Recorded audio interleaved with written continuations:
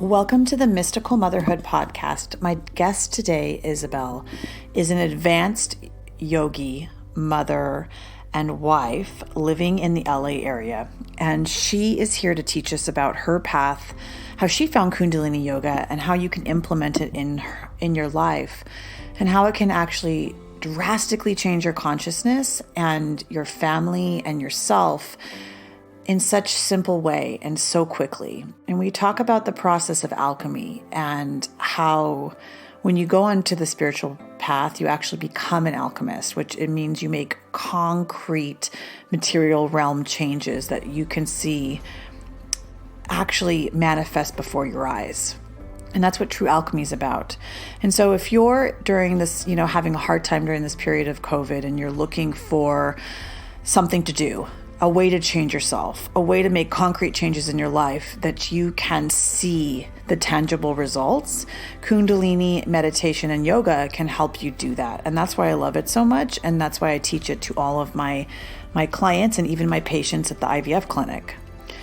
If you want to find Isabel, you can go to Instagram, and her handle is Meditation for Mamas.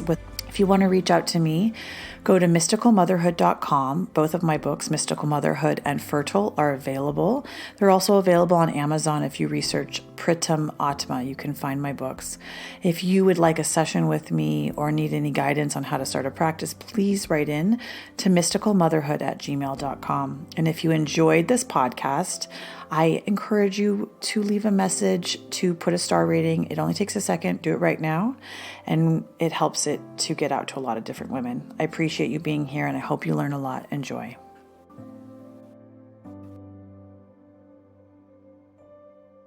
Hi, how are you? I'm good. How are you?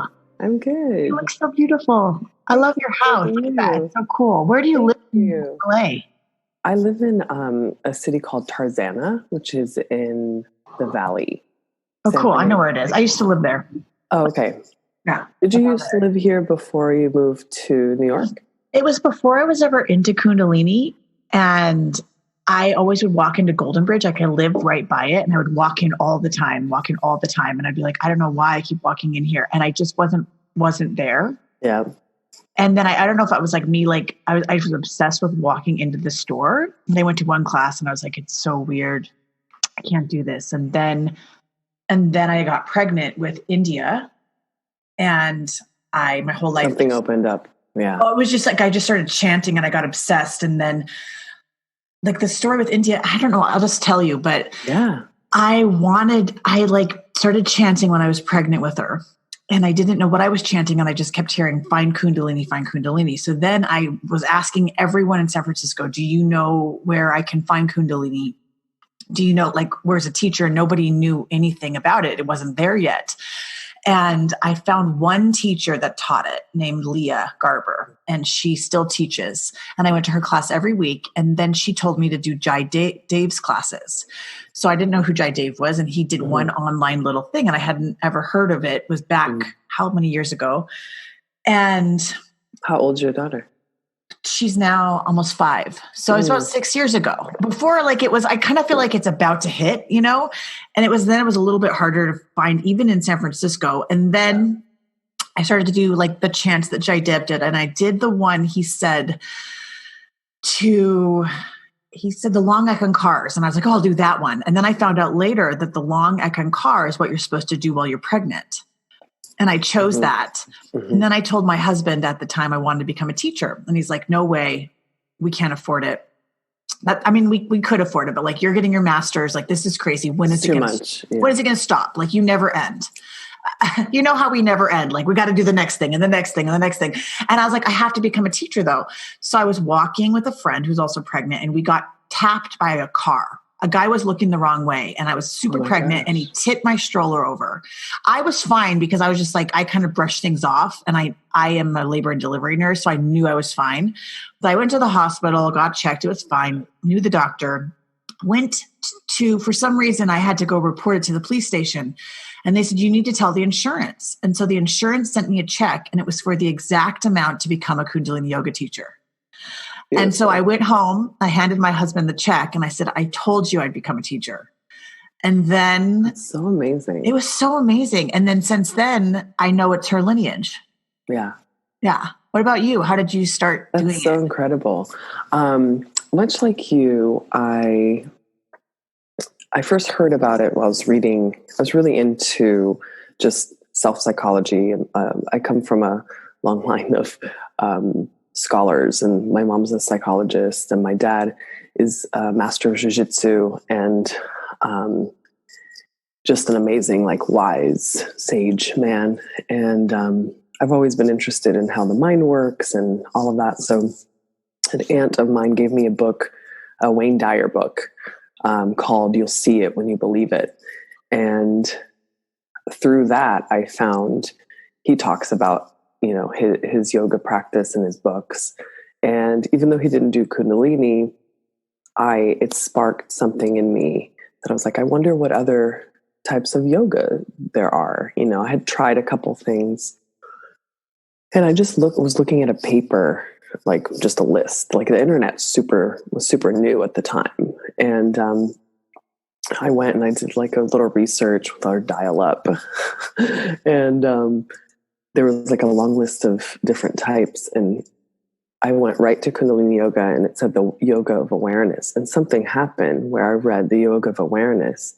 I just had this moment that was like, wait a minute. If we can all practice something that makes us more aware of ourselves, of the environments around us, of everything, and become more intuitive, then bam, like that's the answer. I'm gonna try this out. So I lived in Northern Virginia at the time, DC area, and I was like, well, there's probably nothing around here because this is kind of different, So then I looked up the teachers, and Gurmukh's VHS was just about to be released. And so I ordered that, and that became like my first experience with Kundalini. And then later on, I was like in a college class, like a community college class, and I came out. And this is like probably like 6 months after I got the VHS. And there was one schedule on this huge bulletin board, just one, and it said yoga schedule. And I was like, oh, cool. Like I've been looking for some yoga classes around here. And I opened it up, and it was Kundalini Yoga.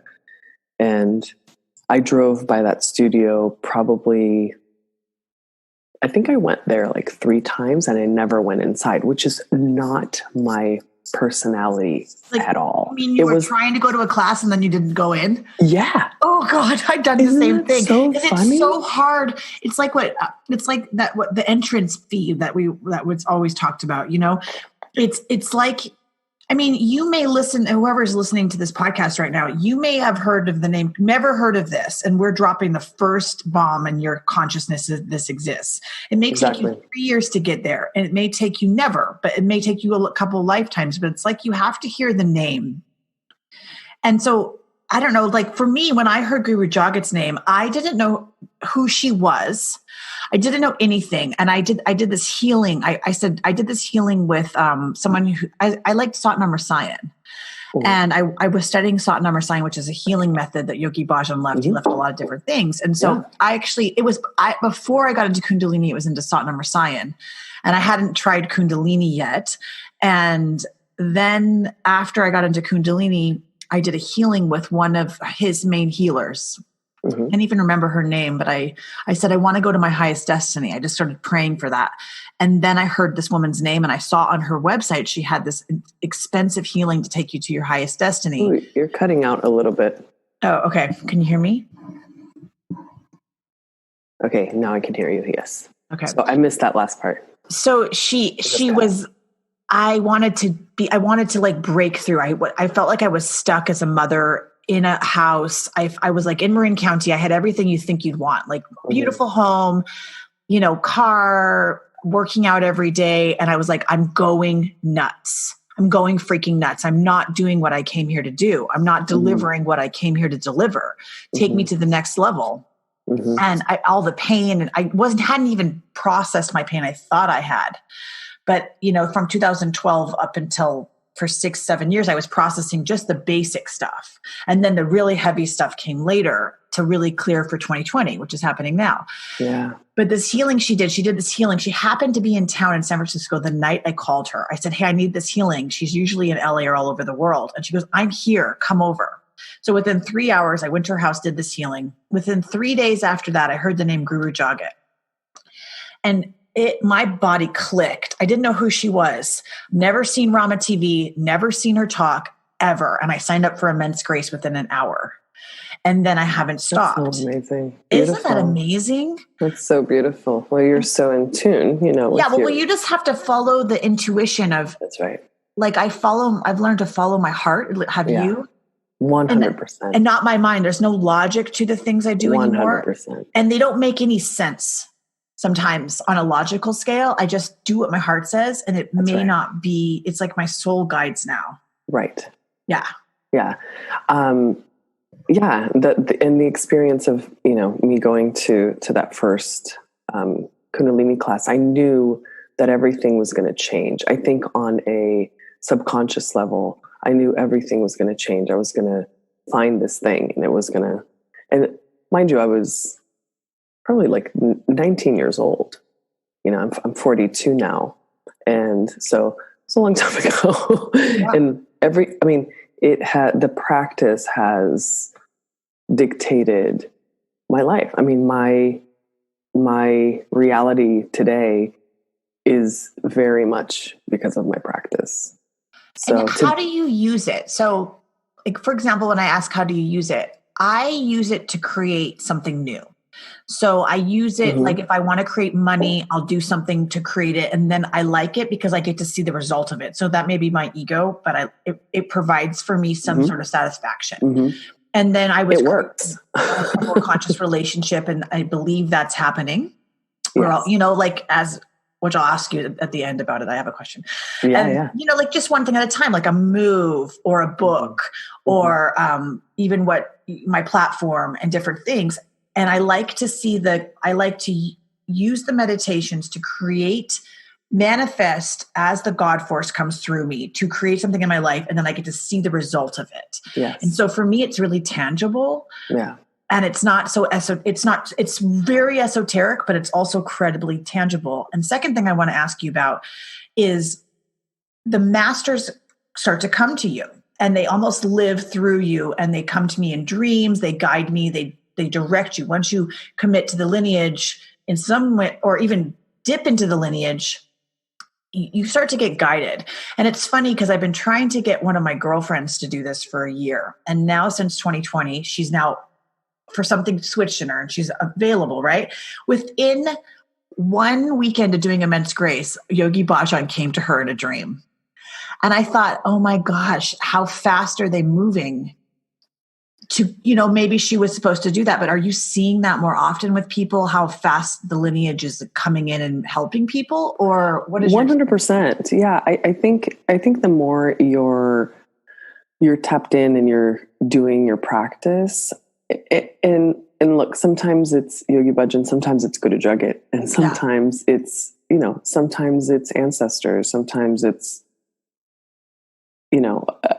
for me, I experience just different wisdom coming through. And, it's not necessarily one person or one soul or another. It's a collective of wisdom that is from this lineage of this practice. So can you give us an example? I mean, first question, do you use it to create like I do? 100%. And yes. I'd love to get some examples for that. And second question is like, how can people tap into that lineage? And I mean, we'll go into like the basics of this in the end, but this is like the why you want to do it kind of section. Tell me what it's changed in your life on a tangible realm. Oh my goodness. So, I was telling you, I was reading the Wayne Dyer books right in the beginning. I was 19 years old and I was really wanting more. And I've always had that within myself. I always I knew that there was something more to understand and more to go into within myself, so I could live my life in a way that was very intentional and very clear. Because I found myself, I think, obviously when you're in your early 20s, you find yourself in situations that are very subconscious driven, and I could feel that, and I could see that. And I always knew the power of intention, the power of visualization, the power of prayer. But I wanted to go deeper into that. So my journey with Kundalini came because I wanted to change something. And like yourself, I'm very grounded, and I'm very grounded into my practice and into the whole. The esoterics are super interesting to me, but that's not what lights me up. What lights me up is to have a situation in front of me and then utilize my practice to alchemize myself. So then everything, that's right. Yeah. So then everything around me shifts. Right. So especially in motherhood. So what happened with me when I was pregnant with my daughter is I became extremely psychic and intuitive, and nobody really talks about that experience. So my practice, I had a pretty steady practice then, just in general. And in that experience, I just realized that there was another layer of healing. There was another layer of waking up and becoming, and I think that will be our entire lives, because that's the experience of being a human here on the planet. But going back to your question, I have utilized this technology for absolutely everything in my life. My move to LA happened shortly after my teacher training, which I had been practicing probably for a few years. By the time I got went into the teacher training, I wanted to dive a little bit deeper into my practice. And it was, my brother was living here. And I just knew that I was ready for a change. So it was just like, go there. Everything will be taken care of. And mind you, at that time in my life, I had debt. I had, it wasn't like everything was lined up for me to go. So I had to make it happen, literally, So I was able to get a freelance gig through my job, so I could work up until I moved. And I sold all my belongings. I came out. I lived in my brother's garage for like 9 months and looked for a job while I moved here. And, from that experience of moving out here to then meeting my husband, to then, the jobs, getting a new job that So you're saying you used your practice to synchronize the series of events of your life that then took, for me, I'm reading you intuitively right now. It took you out of that kind of fate to more of a destiny level 100%. And a hyper synchronicity. 100%. Yeah. Yeah. Yeah. And so when you just know, when you have a strong practice, you develop your intuition. So you are literally being guided by all of the things, by your soul, by all of the, astros, by all of the ancestors, by all of your guides, and whatever else is going on up there. And you are going into these opportunities to then flourish and expand and, and go into what you're creating. Mm. So, and that continues to happen. As you know, in motherhood, there's another layer of facing yourself. Oh, it's horrible. Good. It is. Like, don't you think, like, I am constantly being, and because these children are they're so psychic. My children are little healer psychic children. 100%. One is a fairy realm. If I close my eyes, I see it. One is from the angel realm. And this is no ego to this. It's terrifying because you're facing, high consciousness every day. And I am not their teacher. They are mine. And so if I lose my temper, if I am scary or, like that moment where you're like, they catch me. Do your kids do that? 100%. You're looking at them like, oh my gosh, how could I hurt anybody if that, it's a constant check of your reactions of where you are. Are you in your heart? Can you play at that level? Yeah. And it's been interesting for me because in my experience, I'm raising my kids to question, authority, to question, to have a voice, to, be able to know that their thoughts matter and they matter. And so that is when you're raising your children consciously in that way, it takes much more energy, A, and B, I think that you're still their leader. So you have to, sometimes when you become a parent, you don't realize that. I think it's not something that we talk about that much. And that's something that, of course, I'm working on right now is exactly on that topic of becoming a leader of yourself. So then you can lead this new generation because you are faced with your ego. You are faced with your traumas, however grave or, it doesn't matter the spectrum. You're faced with how you were parented. You're faced with your childhood. You're faced with everything in the process. So it's an active opportunity to break through all of that and get the deepest healing of a lifetime. Mm-hmm. But the problem is that most of us don't embark on that journey. We don't want to deal with it. We don't want to see it. We project onto our kids. We don't see the opportunity that so clearly faces us because it's so uncomfortable. Well, your reaction was all so about horrible. Right. But I think that what's going on in the world right now, if they're not going to face it now over the next 7 years, I really feel like there's going to be a massive thing. And then another thing is going to come along.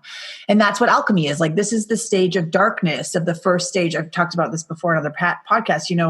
If you know real alchemy, it's the first stage is calcination, then dissolution. And then we go through these different stages using the element. And the first stage, to alchemize yourself or to create something, you have to utilize the elements, which is what mystical motherhood's all about.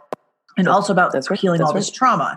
And so the first element to begin to see yourself is fire. And so something has to burn within you to alchemy. It's amazing. But with all that's happening right now, I think with everybody being home, they're going to have to face some sort of part of it, or it's going to keep coming up in their face. I don't think they have a choice. That's right. And I also think it is cyclical. I don't think, I don't believe that healing anything is really a linear process. And I don't think there's an end result. I do believe that it's an experience, right? So you go through, and if something is healed, you're no longer focused on that thing, and then there's something else that will come up to get, it's a very exactly. cyclical, there's always something, and so it becomes about facing the moment and being in the moment and allowing, that to come forth and and going back, going into the practice part of it, the practice is exactly that. For me, my practice has gotten so much more solidified since I became a mother, especially since I had my second child, and that's when I met Guru Jagat. And it's essential. It's essential for everyone, but it's really essential for mothers. Yeah, because there are all the tools there, the tools to diffuse anger, diffuse. There's a lot of anger that comes up in motherhood for so many reasons, for rage, that are like so really layered. Rage, but that rage is so layered, and it's so what we don't realize is that that's been lying dormant for lifetimes. Yeah. It's in our tissue. So to have a practice that just on the daily basis, it's like taking a shower, like Yogi Bhajan says, it's like taking a mental shower. It is taking a mental shower. And for me, it's even goes deeper than that in my experience. Like taking a cellular, you get a chance to renew every single day when you have a consistent practice, which is one of the reasons why I show my practice on my Instagram, is because I want to show mothers that it's possible.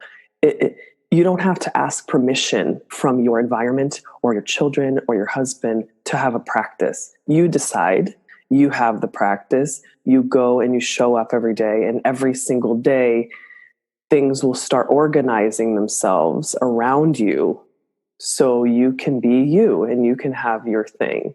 And so what is your Instagram account? And then why do women make so many excuses? How can they get over the level of excuses they give to themselves? Like, one of the biggest things I hear from women is, oh, I can't do more than 11 minutes. And I'm like, okay, fine. I always say, start with a mantra, start with 11 minutes. And then what do you tell them when you're like, can you just I want to just shake them and be like, trust me, if you do more than 11 minutes, you're going to love yourself. I mean, yeah. And what do you think is necessary to even make a dent in ourselves during these kind of times? Like, what's the minimum amount a woman should do? So I think first, my Instagram handle is at meditation for mamas, MAMAS. I'm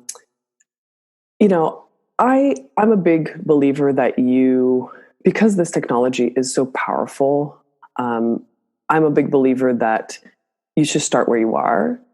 And, if more than 11 minutes is absolutely daunting, then you won't get started if you think you need to do more than that. So, and the practice is really about your relationship with yourself, and you're not doing it for something else outside of you. You're doing it for yourself. And I think just that piece of it is very foreign to us, because we are raised in the society where we do everything for everyone else. And we're just now starting to, empower and collectively coming into our own and not apologizing for caring for ourselves. So I think the minimum, 11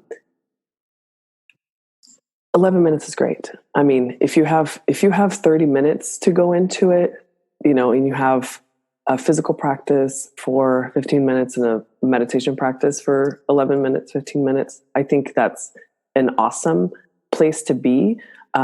If that's too daunting, then hey, cat cow for 3 minutes, and then, like ego eradicator for 3 minutes. And then, I tell my clients, let me know how long you have and I'll give you something that'll shift you. So you take private clients, people can reach out to you? Yes, I do empowerment coaching combined with Kundalini Yoga. Awesome. Teaching. Yeah. Okay. Yeah. I work with clients that really are interested in developing their daily sadhana. And because that's where I have found the most profound shifts in my life. And that's how I've created everything that I've wanted to create, is that daily dedication, that daily, visualization, that daily intention, that kind of fierce, determination, and being able to see the thing through. And it's a daily practice. Just right. Like parenting, right? Parenting is a daily practice. Relating to your spouse is a daily practice. Relating to yourself is a daily practice. It doesn't mean it has to be so, all about the thing all the time, but it's a daily practice. And I find like in the beginning, there's so much gunk to get out of you that you can't get to, if you're listening to this and you're feeling frustrated by your life, like you're not in the right spot, you're supposed to do more, you don't know how to get there. You're not on your destiny yet. Something's off. You're not on your path. You have to get through all the gunk, the subconscious belief systems of unworthiness. Like I had to move through my body issues. Now I don't even pay attention to what my body looks like. It's the last thing I think about. And I used to be the first thing I thought about. And what happens is you basically go through every thought form that you obsess about, maybe. And then I went through like projecting on the male.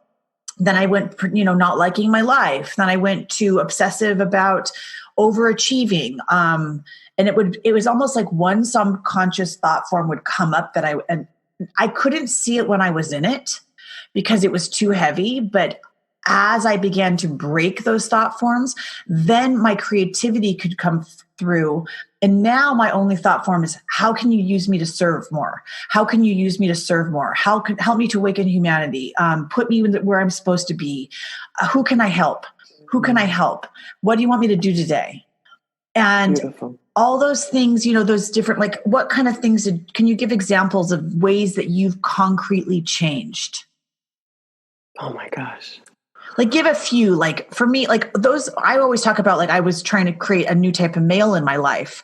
And my journey of doing so has been just amazing as I've transformed my own inner patriarchy, like what Guru Jagannath says. And I went through that, the own inner patriarchy of how much we just dislike ourselves or how much we overcompensate for being too male or what is being male or what is being female. Right. And that was a big journey for me, going through the balancing the female and male within me, being very feminine, but also working through all the male things like, the horror complex of Mary Magdalene, working through sexuality and balanced sexuality. What does that mean? Have you been through that kind of a journey too? 100%. And I think I'm going through it. And I think we're always going through it. Right. Or maybe I'm not on the other side of it or something. I don't know. I really think that I feel in my whole system that the breaking down of, especially when you're in a relationship, when you do have small kids, that balancing of the masculine and feminine is constant, because you are, as a mother of young children, I did a workshop on this, the masculine as a mirror.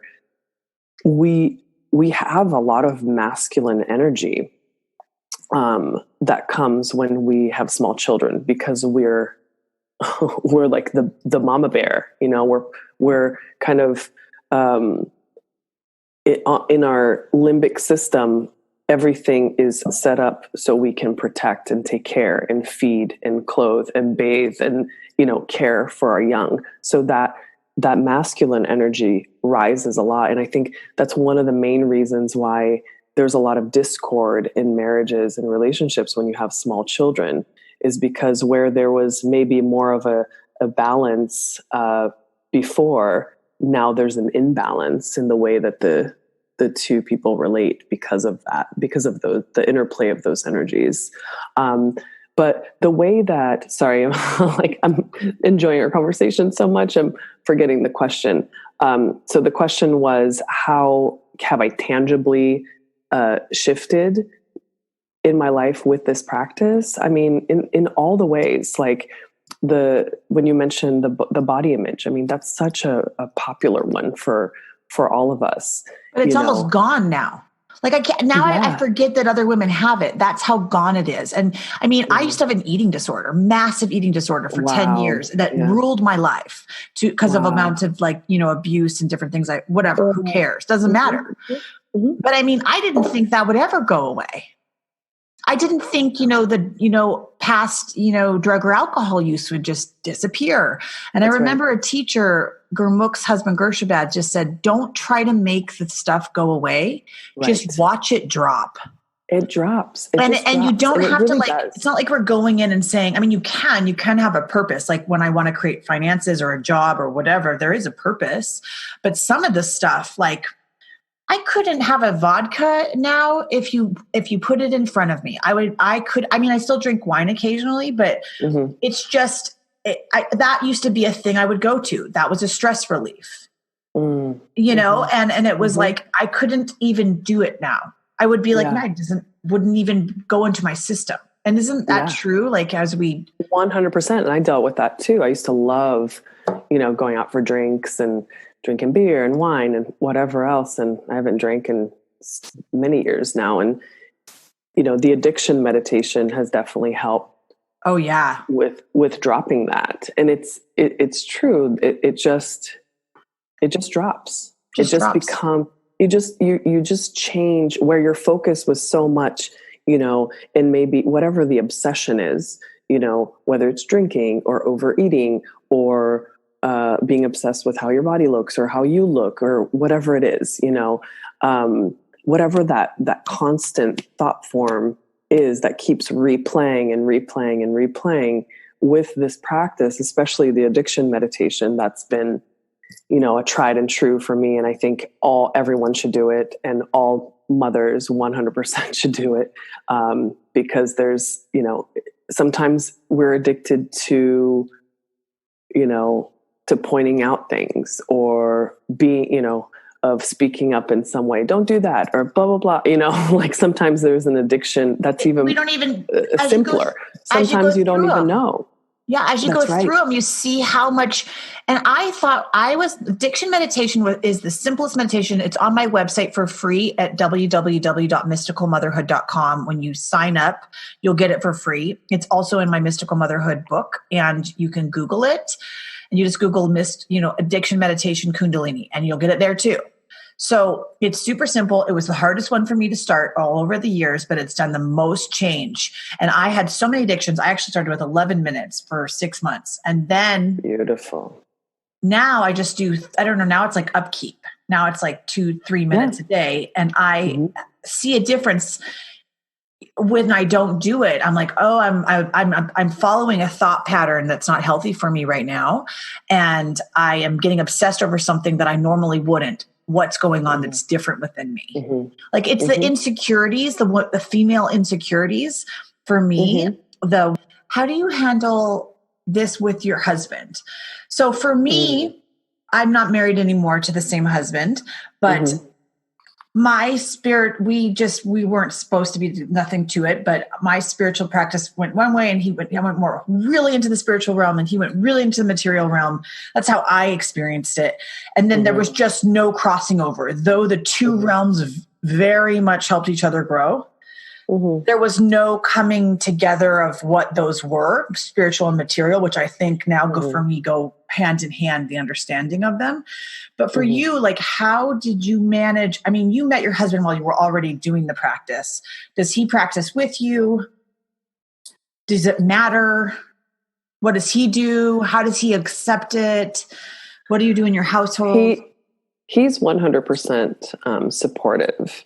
And when I met him, I remember the first time we met, like 13 years ago, we were at a party and we were like drinking beer and I remember that night I looked into his eyes and I was like, listen, this is not what I'm going to be doing.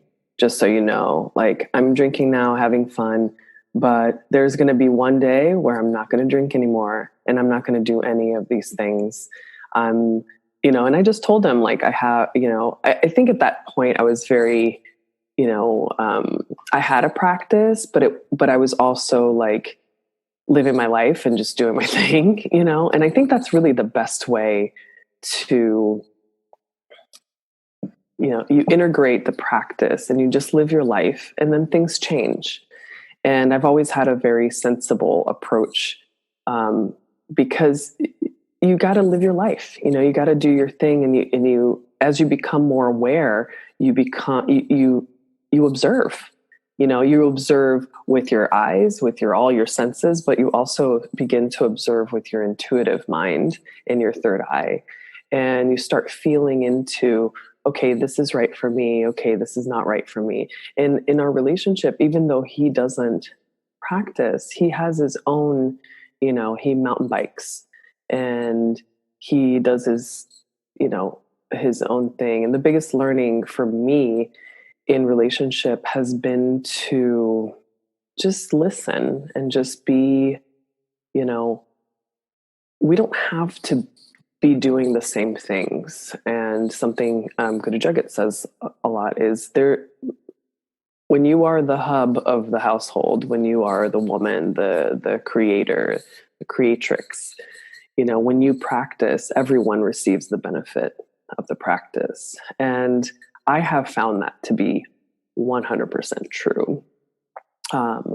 With prosperity meditations and, if we're trying to get to a certain goal or do, our house, for example,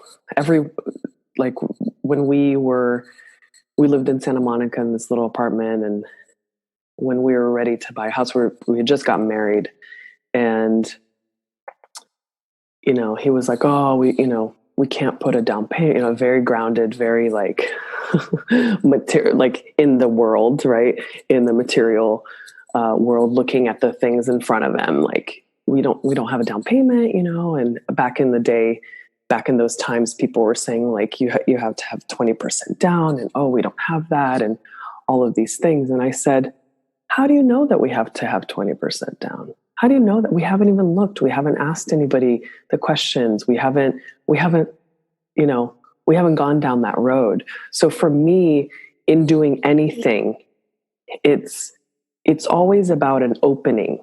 Let's explore that. Let's make it fun. Yeah. Let's go, so let's what we can afford. With our heart, not with the logic.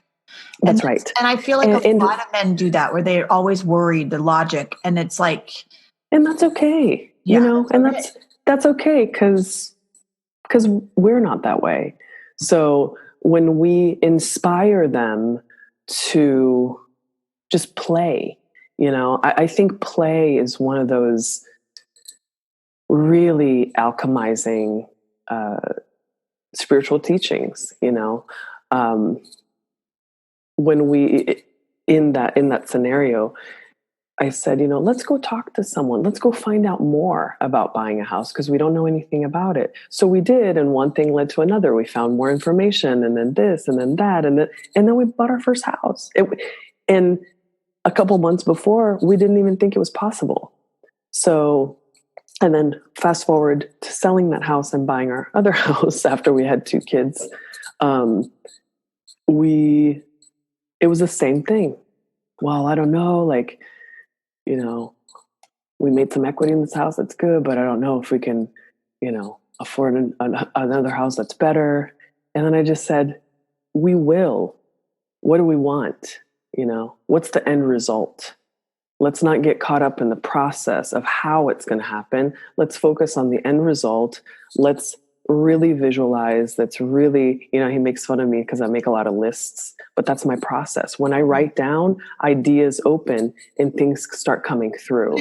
It's also how alchemists work. So back to the beginning, what we mentioned 100%. At the beginning is everybody starts, this goes with hand in hand creating and hand in hand with alchemy of your life changes. Everyone will experience, if you're listening, everyone is always experiencing alchemy in their life. There's always going to be challenges and things that occur. Alchemists, on the other hand, experience it at an accelerated rate and can handle things in accelerated rates. And so the people that typically work with mystical motherhood or begin this path of awakening, and there'll be more and more and more of you, is you become the alchemist. And that's because everything is going to be accelerated in your life. So maybe the growth is accelerated, and it's like things that you thought you couldn't clear within a lifetime begin to be cleared within a month. A relationship that it's supposed to be, 1 week actually accelerates in time and space to being 3 months or 2 years. And everything time warps, the process warps. And so what you can heal, if you think is impossible, can be healed much quicker with this alchemical process. And also what you can create can be amplified to a level you didn't even think was possible. So that's the difference between general living and becoming a true alchemist in this world. Correct? Yeah. And trust, and I would say also trust your own process. We all have our own process, our own the way that things come to us, whether it's in thought form or whether it's when you write or whether it's when you go out and go for a walk around the neighborhood and ideas start popping, follow that process. Don't try, because I think what happens a lot of times is because of conditioning, we try to shut it down. We call ourselves, like, no, this is crazy. This couldn't possibly be. But if you're seeing something in your thought pop up, if you're seeing a possibility of something shifting in your life, whether it's, in any aspect. And I think it's really important right now because so many people are suffering with, through loss of family members, through loss of jobs, through loss of so much that's happening with this pandemic going on right now. Trust your own process, because through that you'll start getting the answers. And through this practice of Kundalini Yoga, it is a practice of trusting yourself. It is a practice of self-trust. And when you practice on a daily basis, it doesn't even matter how long it is. When you practice on a daily basis, you get into this current of energy of self-trust, self-confidence. And then you're able to open things up and things open up for you in a really beautiful way. Right. So how can people find you? Is there you have an email, a website? Tell us everything. I have an Instagram account. I'm working on my website, but you can find me through Instagram at Meditation for Mamas, and you can get in touch with me there. I've been offering some meditations through IG Live. I have one coming up tonight. I know by the time this airs, it'll probably have passed, but no, I'm going to put it out today. Oh, you are? Okay, yeah. Fantastic. So tonight at 8 p.m. Pacific time on IG Live, Meditation for Mamas, on Instagram, I will be working on a meditation to increase intuition and exactly on what we're talking about, to really trust your intuition and bless yourself and to allow that alchemy and become the alchemist, to allow that to reveal itself to you, because that's what intuition does, right? When you trust your intuition, you trust how your process of getting the information. Yeah. And I think that's what most of us are not seeing, is that we are all intuitive beings, and we have just been conditioned to forget, or to not, to forget that. But life is shifting, and the energies on this planet are shifting, and more we are getting proof that we are intuitive beings, and we can develop this beautiful, beautiful gift that we have as human beings to live how we want to live, And I've been really praying and tuning into this kind of regenerative energy that's happening right now, for people to become more intuitive and more connected to the earth and to the things that matter. And I think that's happening. Suffering does that, and loss does that, and hardship does that. It allows us to be stripped away of everything that doesn't matter. And we stand there as a soul, as a human on earth, and our purpose changes. And I think that's one of the biggest things that's happening right now. Mm-hmm. You see what's important. Yeah. That's right. You see what matters, and you see that it's actually like a simple formula. Though alchemy is really advanced, you can alchemize even the simple things in your life to make them better. And that's that's what I'm seeing recently, is just how much I want to simplify. I created so much with alchemy in the recent years. I almost created too much in some ways. And I love that abundance. I don't want to say that's universe. I want that, but now I want to alchemize that to help more and more people be able to so we're all on an even platform. That's right. Well, I think, when you are changing something, and when you are creating something and birthing something, there's the postpartum aspect. So when you are, like when we bought this house, it's a bigger house. We have some land and all of these things. There's more to take care of, right? When you have when you birth a child, then you have the baby that you have to take care of. So I think when you are creating something, when you are birthing something, you then also have a period of time in which you really have to nurture it and mother it and care for it. And as it kind of develops and grows into its own entity, Right. Well, thank you. Yeah. Thank you so much. It was so great to see you.